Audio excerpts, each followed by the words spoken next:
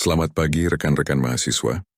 Hari ini kita akan belajar bersama mempelajari Developing the Security Program. Setelah menyelesaikan materi ini, Anda akan dapat mengenali dan memahami pendekatan organisasional terhadap keamanan informasi, menyebutkan dan menjelaskan komponen fungsional dari program keamanan informasi, menentukan cara merencanakan dan mengisi staf program keamanan informasi organisasi berdasarkan ukurannya, mengevaluasi faktor internal dan eksternal yang mempengaruhi aktivitas dan organisasi dari program keamanan informasi, menyebutkan dan menjelaskan judul, pekerjaan, dan fungsi tipikal yang dilakukan dalam program keamanan informasi, mendeskripsikan komponen dari program pendidikan, pelatihan, dan kesadaran keamanan serta memahami bagaimana organisasi menciptakan dan mengelola program-program ini.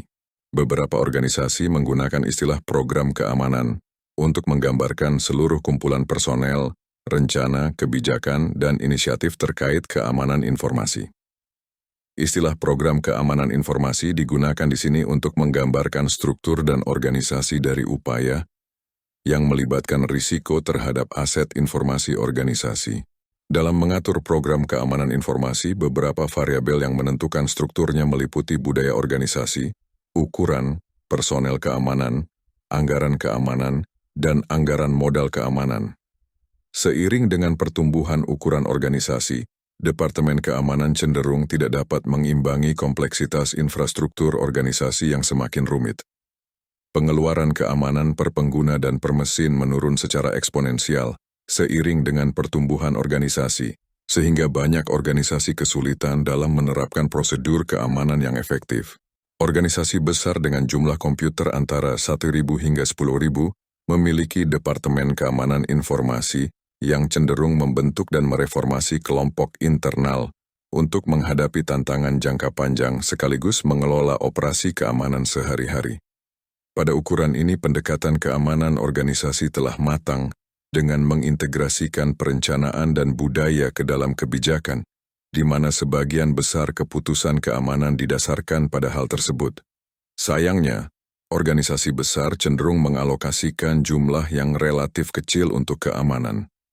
Hanya sekitar 5% dari total anggaran TI rata-rata, yang menciptakan masalah di seluruh organisasi, terutama pada area orang. Untuk organisasi yang sangat besar dengan lebih dari 10.000 komputer, anggaran keamanan tumbuh lebih cepat daripada anggaran TI. Namun, meskipun memiliki anggaran multi-juta dolar, jumlah rata-rata per pengguna masih lebih kecil daripada jenis organisasi lainnya. Salah satu pendekatan yang direkomendasikan adalah memisahkan fungsi keamanan ke dalam 4 area. 1. Fungsi yang dilakukan oleh unit bisnis non-teknologi di luar area manajemen teknologi informasi, seperti hukum, pelatihan. 2. Fungsi yang dilakukan oleh grup TI di luar area keamanan informasi, seperti administrasi keamanan sistem, administrasi keamanan jaringan, autentikasi terpusat. 3. Fungsi yang dilakukan dalam Departemen Keamanan Informasi sebagai layanan pelanggan bagi organisasi dan mitra eksternal seperti penilaian risiko, pengujian sistem respons insiden, perencanaan, pengukuran, penilaian kerentanan. 4. Fungsi yang dilakukan dalam Departemen Keamanan Informasi sebagai kewajiban penegakan kepatuhan seperti kebijakan kepatuhan manajemen risiko, tetap menjadi tanggung jawab CISO untuk memastikan fungsi keamanan informasi dilakukan dengan memadai di dalam organisasi. Penempatan personel keamanan penuh waktu bergantung pada beberapa faktor, termasuk sensitivitas informasi yang akan dilindungi, regulasi industri, dan profitabilitas umum. Semakin banyak uang yang dapat dialokasikan perusahaan untuk anggaran personel, semakin mungkin untuk mempertahankan staf keamanan informasi yang besar. Organisasi berukuran menengah dengan jumlah komputer antara 100 hingga 1.000 memiliki anggaran yang lebih kecil, sekitar 11% dari anggaran TI, namun memiliki kebutuhan yang lebih besar. Jumlah staf keamanan mereka sekitar sama dengan organisasi kecil, tetapi kebutuhan mereka lebih besar. Staf keamanan organisasi menengah harus mengandalkan bantuan dari staf TI untuk merencanakan dan menerapkan praktik keamanan. kemampuan mereka dalam menetapkan kebijakan, menangani insiden secara teratur, dan mengalokasikan sumber daya secara efektif secara keseluruhan lebih buruk dibandingkan dengan kelompok lain. Meskipun demikian, organisasi berukuran menengah masih cukup besar untuk menerapkan pendekatan multi-tiered terhadap keamanan seperti yang dijelaskan sebelumnya untuk organisasi besar. Meskipun mungkin dengan kelompok yang lebih sedikit dan lebih banyak fungsi yang ditugaskan kepada setiap kelompok. Organisasi berukuran menengah cenderung mengabaikan beberapa fungsi keamanan, terutama ketika Departemen Keamanan Informasi tidak dapat menempatkan staf untuk fungsi tertentu dan Departemen TI atau departemen lain tidak didorong atau diwajibkan untuk melaksanakan fungsi tersebut. Organisasi kecil dengan jumlah komputer antara 10 hingga 100 memiliki model organisasi TI yang sederhana dan terpusat. Mereka mengalokasikan proporsi lebih besar dari anggaran TI mereka untuk keamanan. Hampir 20% dari total anggaran TI. Staf keamanan tipikal dalam organisasi ini biasanya hanya 1 orang. Lebih dari 2/3 organisasi kecil mengatakan semua atau sebagian besar keputusan keamanan mereka dipandu oleh kebijakan yang disetujui manajemen, dan 57% mengatakan semua atau sebagian besar tanggapan terhadap insiden dipandu oleh rencana IR yang telah ditetapkan sebelumnya. Keamanan informasi dalam organisasi kecil sering menjadi tanggung jawab seorang administrator keamanan tunggal. Organisasi semacam ini sering memiliki sedikit kebijakan formal, perencanaan, atau tindakan keamanan, dan umumnya mereka mengkontrakkan kehadiran web atau operasi perdagangan elektronik mereka. Karena sumber daya dalam organisasi kecil sering terbatas, administrator keamanan mungkin menggunakan perangkat lunak bebas atau hackerware untuk menurunkan biaya penilaian dan implementasi keamanan. Pelatihan dan kesadaran keamanan umumnya dilakukan secara personal, di mana administrator keamanan memberikan saran kepada pengguna sesuai kebutuhan. Kebijakan yang ada kemungkinan besar bersifat spesifik masalah. Perencanaan formal biasanya merupakan bagian dari perencanaan TI yang dilakukan oleh CIO. Secara positif, organisasi kecil menghindari beberapa ancaman karena ukurannya. Ancaman dari dalam juga kurang mungkin terjadi di lingkungan di mana setiap karyawan mengenal satu sama lain. Dalam organisasi besar, keamanan informasi seringkali berada di dalam Departemen Teknologi Informasi, dipimpin oleh CISO, Chief Information Security Officer, yang melapor langsung kepada eksekutif komputasi teratas, atau CIO, Chief Information Officer. Secara alamiah, program keamanan informasi kadang-kadang bertentangan dengan tujuan dan objektif Departemen TI secara keseluruhan. Karena tujuan dan objektif CIO dan CISO dapat saling bertentangan, tidak sulit untuk memahami gerakan saat ini untuk memisahkan keamanan informasi dari divisi TI. Tantangannya adalah merancang struktur pelaporan untuk program keamanan informasi yang seimbang dengan kebutuhan masing-masing komunitas kepentingan. Idealnya, manajer keamanan tingkat menengah harus melapor langsung kepada CEO atau sejauh mungkin di puncak hierarki organisasi.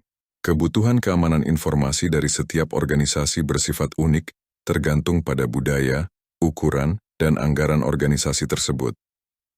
Menentukan tingkat operasi program keamanan informasi bergantung pada rencana strategis organisasi, khususnya pada visi dan misi rencana tersebut.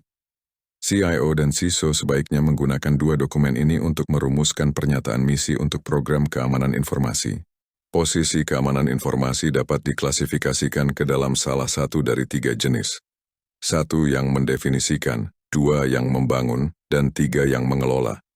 Definiers menyediakan kebijakan, pedoman, dan standar keamanan. Mereka adalah orang-orang yang memberikan konsultasi dan penilaian risiko, yang mengembangkan arsitektur produk dan teknis. Mereka adalah orang-orang senior dengan pengetahuan luas, tetapi seringkali tidak memiliki kedalaman yang banyak. Builders adalah teknisi yang sesungguhnya, yang menciptakan dan menginstal solusi keamanan.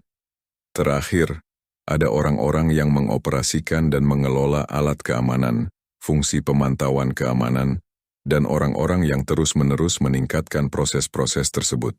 Sebuah organisasi tipikal memiliki beberapa individu dengan tanggung jawab keamanan informasi.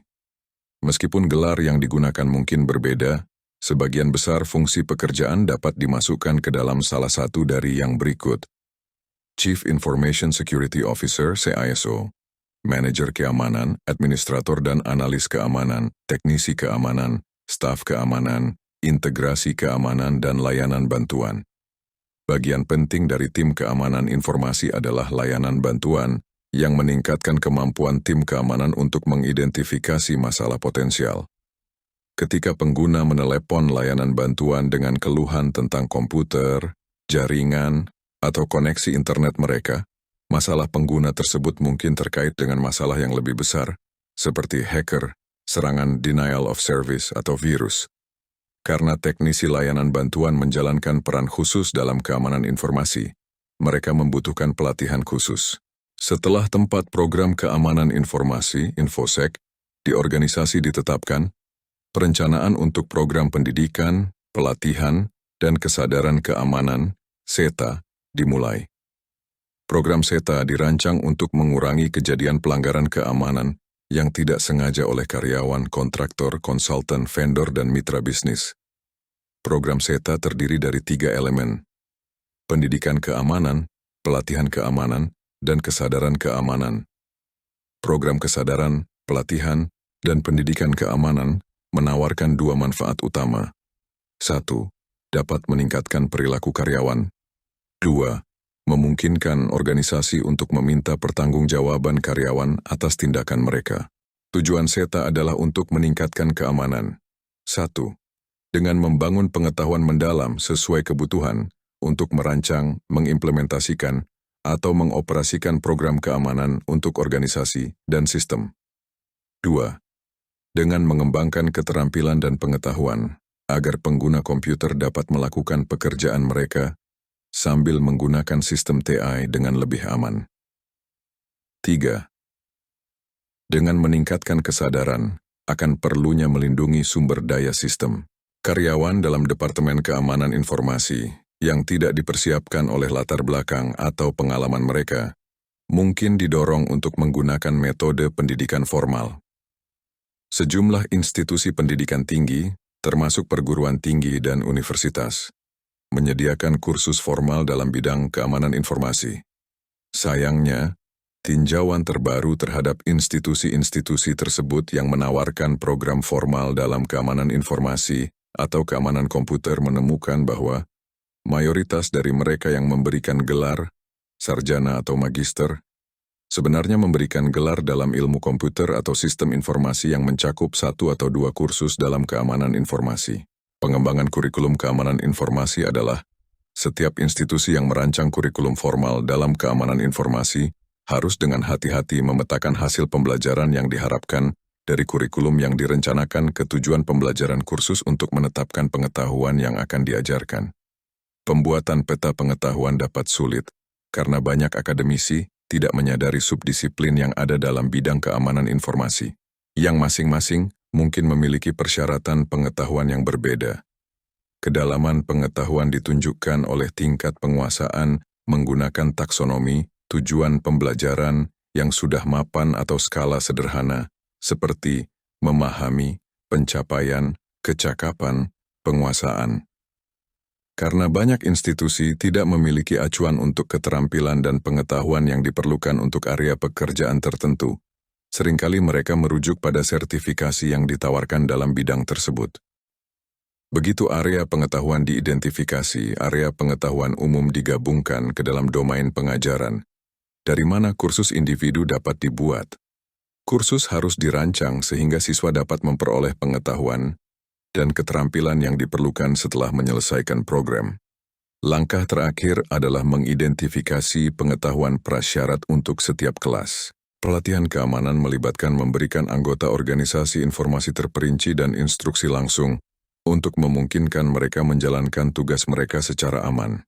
Manajemen keamanan informasi dapat mengembangkan pelatihan internal khusus atau mengontrak seluruh atau sebagian dari program pelatihan. Ada 2 metode untuk menyesuaikan pelatihan untuk pengguna. Pertama adalah berdasarkan latar belakang fungsional, pengguna umum, pengguna manajerial, Pengguna teknis yang dapat dibagi lebih lanjut berdasarkan kategori pekerjaan atau fungsi pekerjaan. Metode kedua adalah berdasarkan tingkat keterampilan, pemula, menengah, lanjutan. Salah satu metode keamanan yang jarang diterapkan, namun sangat efektif adalah program kesadaran keamanan. Program kesadaran keamanan. 1.